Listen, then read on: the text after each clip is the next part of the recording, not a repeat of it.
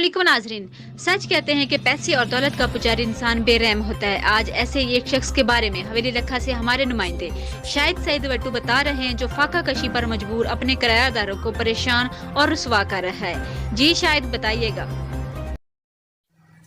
जी बिल्कुल, जैसा कि कोरोना वायरस के पेश नज़र हुकूमत ने लॉकडाउन कर रखा है और इस लॉकडाउन की वजह से मजदूर, मेहनतकश और दुकानदार तबका के कारोबार पर मनफी असरात मरतब हुए हैं। बल्कि मैं यूं कहूँगा कि आम आदमी, मेहनतकश और दुकानदार तबका फाका कशी पर मजबूर हो गए हैं।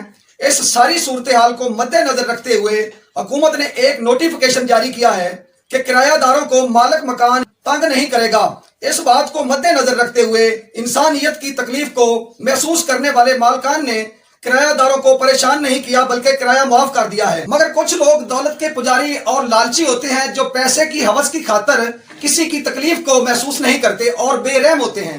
ऐसा ही एक हवेली लखा का रहायशी अब्दुल सत्तार नामी शख्स, जो दुकानों का मालिक होने के साथ साथ गवर्नमेंट का मुलाजिम भी है, एक स्कूल टीचर है, जो खुद तो स्कूल बंद होने की वजह से 2 माह से घर बैठकर 40-50 हजार रुपए तनख्वाह वसूल कर रहा है, मगर किरायादारों से दुकानों का 2 माह का किराया यकमुश्त मांग कर परेशान कर रहा है।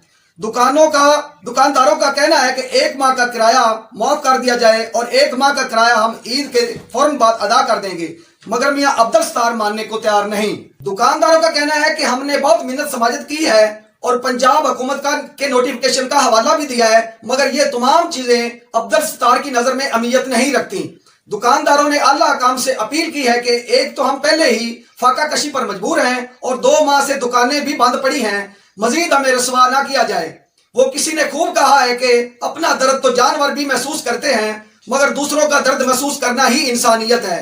शाहिद सईद वट्टू, N22 न्यूज़, हवेली लखा।